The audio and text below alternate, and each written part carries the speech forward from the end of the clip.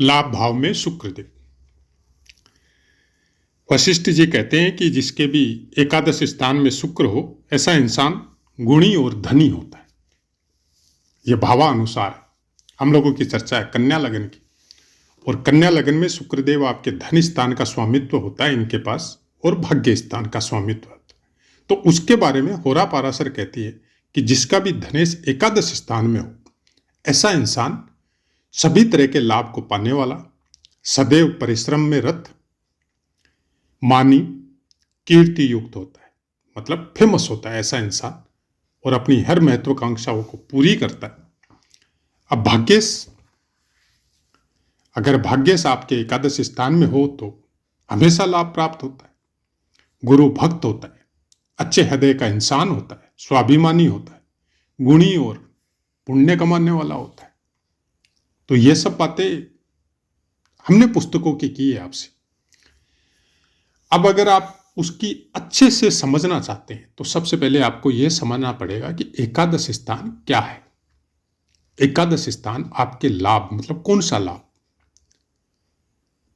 प्राय कर यह देखा जाता है कि लाभ का मतलब लिक्विड मनी, जबकि ज्योतिष शास्त्र उस लाभ की बात करता ही नहीं है। ज्योतिष शास्त्र बोलता है हर तरह के लाभ। कौन से लाभ, हर तरह के क्या लाभ। आपकी अपनी मेंटलिटी और अपने कर्म और संस्कार के अनुसार जो आपकी महत्वाकांक्षाएं है उसका लाभ। बोलने को यह काम त्रिकोण है, और काम त्रिकोण का दूसरा मजबूत स्तंभ है। अब अगर आपको शारीरिक लाभ, भोग विलास वो चाहिए तो वो लाभ भी प्राप्त होता है। आपको अध्यात्म का लाभ चाहिए क्योंकि नवमें से, आपको धर्म का लाभ चाहिए, आपको योगासनों का लाभ चाहिए, आपको आध्यात्मिक वार्ताओं का लाभ चाहिए तो वो भी प्राप्त होता है। आपको धन का लाभ चाहिए क्योंकि धनेश एकादश में बैठा है तो वो भी प्राप्त होगा। अब आपको ब्रह्मचर्य का लाभ चाहिए जिसका सबसे प्रबल कारक शुक्र है।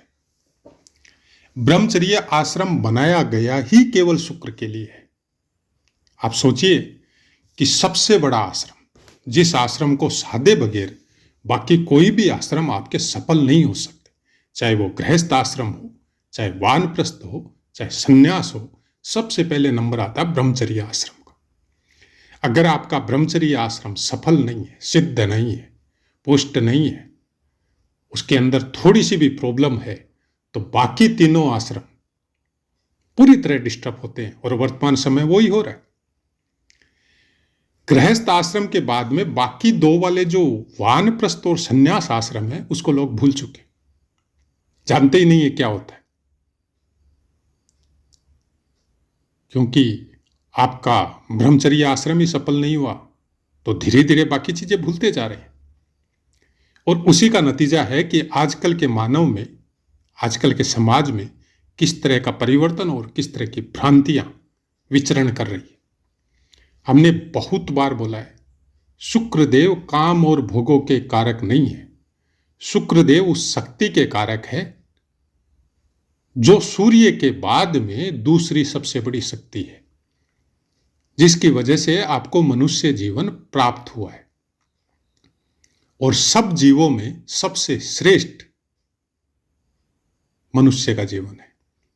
इसी जीवन में वो शक्ति है, वो पावर है जिससे आप इस जन्म मरण के बंधन से छूट सकते हैं। बाकी और कोई भी जीवन में नहीं है। कोई भी पशु, पक्षी, दानव, किसी भी जीवन में ऐसी शक्ति नहीं है, और वो शक्ति का सबसे बड़ा कारक शुक्रदेव है। क्योंकि आध्यात्मिक शक्ति को जागरण के लिए जो पावर चाहिए वो शुक्रदेव के पास है। मृत संजीवनी विद्या के सबसे बड़े कारक शुक्रदेव है।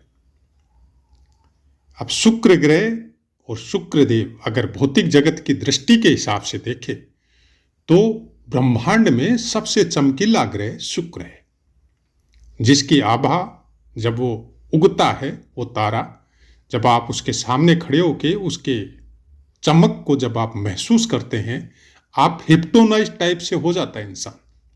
बहुत बार हमने देखा है छत पे खड़े होके जब शुक्र उदय होता है तो मतलब आप देखते रहने की इच्छा होती है आपके अंदर।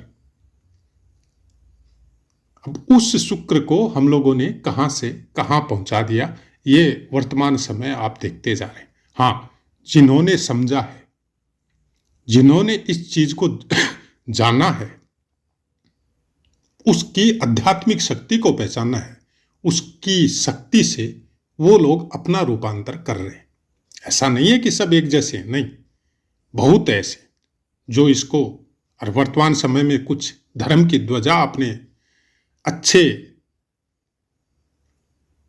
शक्ति के साथ जागृत हो रखी है और धीरे धीरे बढ़ती जा रही है। और हम आशा करते हैं कि भगवान कुछ ऐसा परिवर्तन करे, ऐसे धर्मशील और विद्वान महापुरुषों का अवतरण करे और समाज के सामने लाए, जिससे ये जो व्यवस्था जो छिन्न भिन्न हो चुकी है वो वापस स्थापित हो।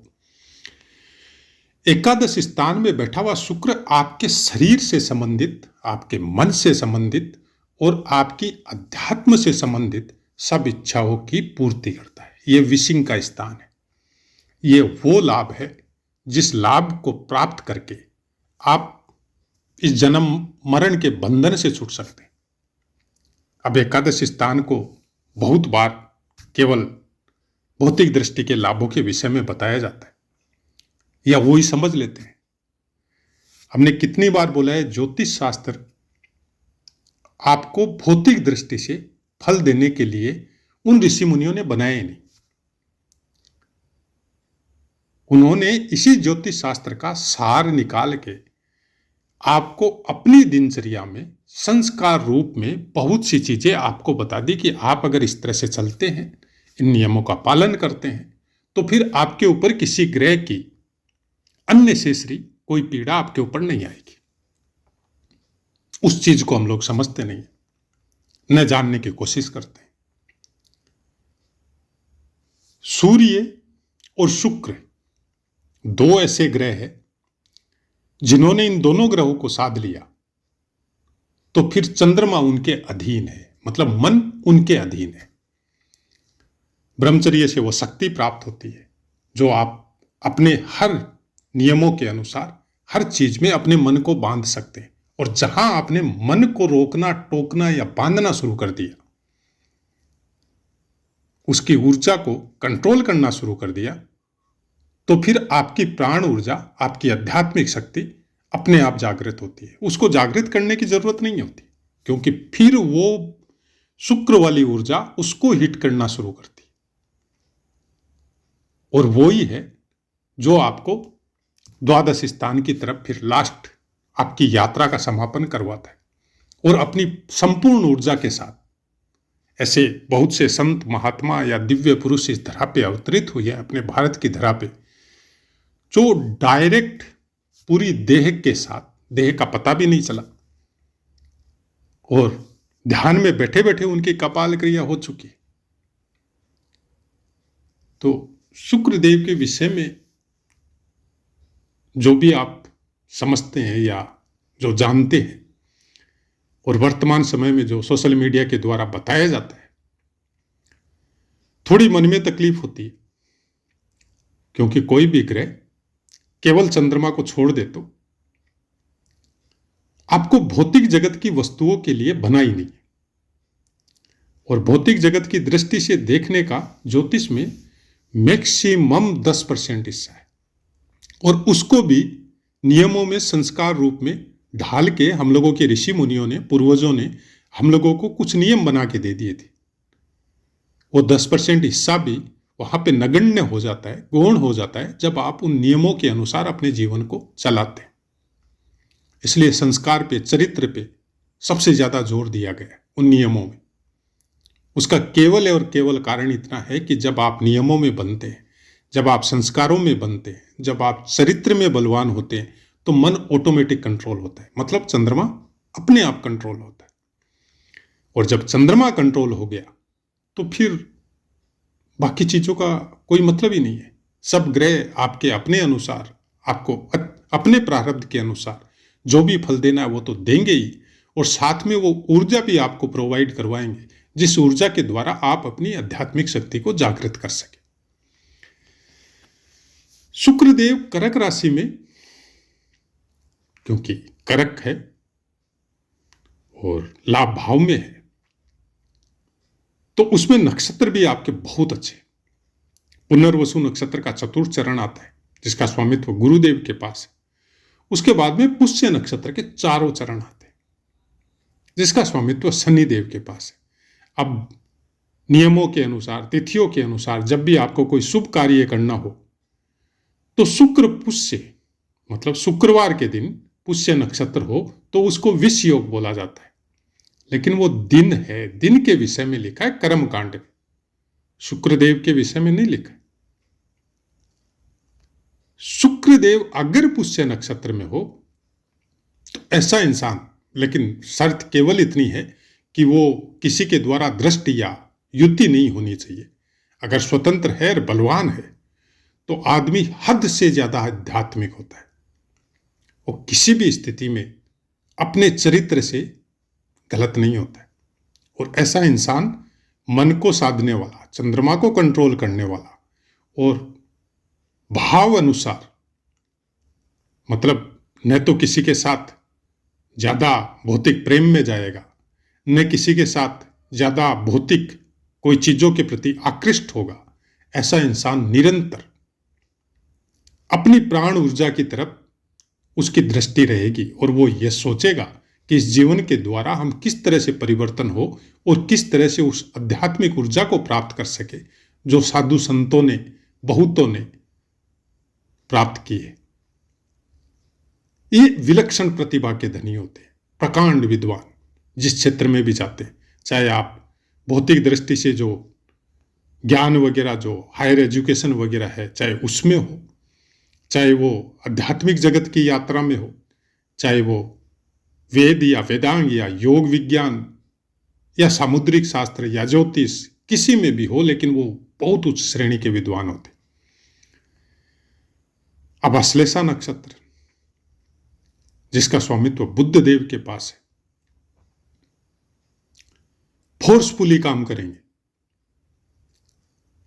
इस नक्षत्र में होया हुआ जिस भी क्षेत्र में जाएगा आदमी अपनी शारीरिक शक्ति और अपनी आध्यात्मिक ऊर्जा दोनों का यूज करेंगे और सफल होता है ऐसा इंसान। हर कार्य में, जिस भी लाइन में जाता है उसमें सफल होता है। हाँ, थोड़ा गुस्सा हो सकता है, थोड़ा टोन कड़क वाला हो सकता है, क्योंकि शक्ति और अश्लेषा नक्षत्र ये जब एक साथ इनबिल्ट होती है तो फिर अलग प्रारूप इंसान का बन के निकलता है। यहां पर बैठा हुआ शुक्र सप्तम दृष्टि आपके पंचम स्थान पे देता है। कन्या संतति ज्यादा हो सकती है और वर्तमान का समय कन्या या बच्चा, पुरुष, मेल या फीमेल, उसकी थोड़ी अवधारणा ही चेंज हो चुकी है, क्योंकि अब तो सिस्टम ही ऐसा बना लिया हम लोगों ने, रोकथाम के भी बना लिए और वो भी बना लिए कि एक लड़का और एक लड़की, उसके बाद में नहीं चाहिए। लेकिन अब ठीक है, उसके ऊपर हम कोई प्रतिवाद नहीं करते। लेकिन जो प्रारब्ध आप लेके आए हैं, अगर उसको कंप्लीट नहीं करते तो फिर वापस आने के लिए रेडी होइए, क्योंकि वो सब तो भोगने पड़ेंगे कि कुछ संतानों को आपके अंश के द्वारा इस धरती पे अवतरित होना है। और एक जन्म में होता है तो फिर नहीं होता है तो फिर दूसरे में, फिर तीसरे में उनको तो आना है, क्योंकि वो आपके प्रारब्ध अनुसार आपके साथ जुड़ चुके हैं। उसको हटाना, उसके लिए फिर बहुत लंबी यात्रा है, जिसको शब्दों के द्वारा तो हम लोग बोल सकते हैं मोक्ष, लेकिन मोक्ष है कहाँ, वो तो जिसकी हुई है वो ही बता सकता है। आप और हम तो केवल शब्दों की व्याख्या कर सकते। हाँ, इस सीढ़ी पे अगर आप पहली पे भी चढ़ जाते हैं, इस मार्ग में थोड़ी सी भी यात्रा अगर आप कंप्लीट कर लेते हैं, तो ऐसा विश्वास या संतों के मुख से सुनी हुई बातें या कुछ वेदों में भी ग्रहों के अनुसार भी ये बोला जाता है कि अगर आप अपने उत्थान के लिए थोड़ी सी भी यात्रा आपने संपन्न की है, तो कुछ क्लेश जो प्रारब्ध के द्वारा इंसान को प्राप्त होते हैं वो अपने आप मिटते हैं, क्योंकि उनकी ऊर्जा बहुत कम होती है इस आध्यात्मिक ऊर्जा के सामने। तो कुछ चीजें अपने आप खत्म होती है कि एक बड़ा दुख आने वाला था, लेकिन आपकी ऊर्जा इतनी ज्यादा है कि वो बहुत छोटे से रूप में आया और निकल लेता है। तो ऐसा ही है कुछ हमारा ज्योतिष को समझने का तरीका या समझाने का। आशा है आपको समझ में आता होगा। अब अपनी वाणी को विराम देते, आपसे आज्ञा लेते। जय माता।